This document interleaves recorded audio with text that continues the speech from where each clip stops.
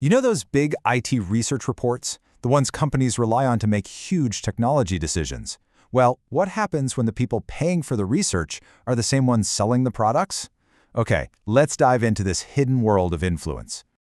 All right, so just so you know, this is part 3 of our deep dive into the Integrity Under Siege report by Virtualization Options LLC. In this part, we're really getting into the nitty-gritty, the specific tactics used to steer research in a very particular, commercially friendly direction. So just picture a room like this one. This is where billion-dollar decisions are being made. And a lot of the time, they're being guided by the very reports we're talking about. But the real question is, who's actually setting the agenda behind what's in those reports? And that really gets to the heart of the conflict here. On the one hand, these reports promise you objective, expert insights. But as the source material for this explainer lays out, what often gets delivered is something else entirely. It's a hidden commercial bias designed to lead you, the reader, to a very specific conclusion. It's like walking a tightrope, really. You've got the promise of clarity on one side and the peril of being misled on the other. So let's break down exactly how this happens. To really get a handle on the problem, you've got to start at the source. And it all comes down to a structural conflict of interest that is just, well, it's baked right into the system of vendor-sponsored research. I mean, think about it. When the company that's paying for the research is the very same one that stands to profit from a positive outcome, you immediately have this powerful tension. It becomes a battle between the search for objective truth and the simple drive for commercial gain. And this influence, it starts way earlier than you might think, before any data is even collected. The sponsors, they get to set the priorities. They choose research questions that they know will support their products. At the same time, any topics that might be critical of those products, well, they tend to get suppressed or just not funded at all. And the result? The entire public record gets skewed from the get-go. Okay, so we know why this happens.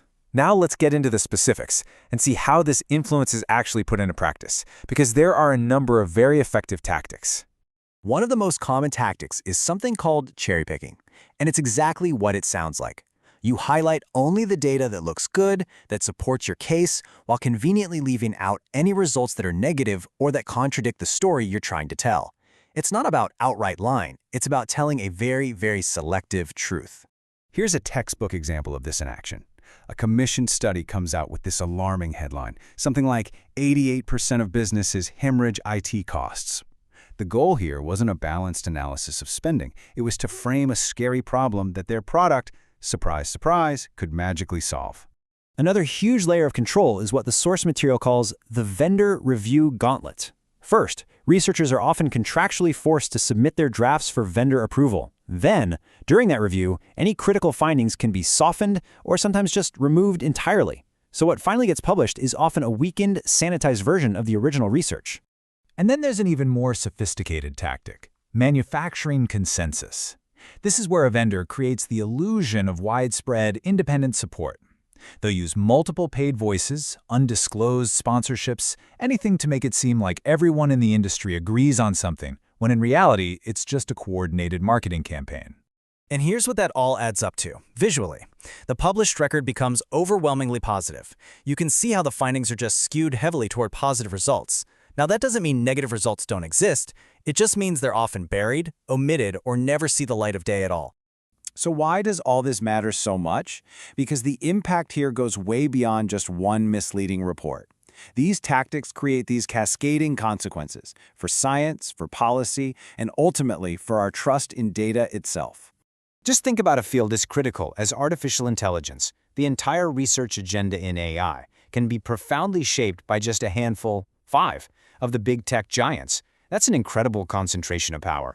And it gets even more stark.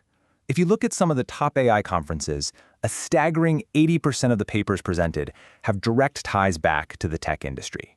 This creates a powerful echo chamber, where industry narratives are amplified and can start to look like academic consensus. So what about the researchers who try to push back against this? They face what's known as a chilling effect.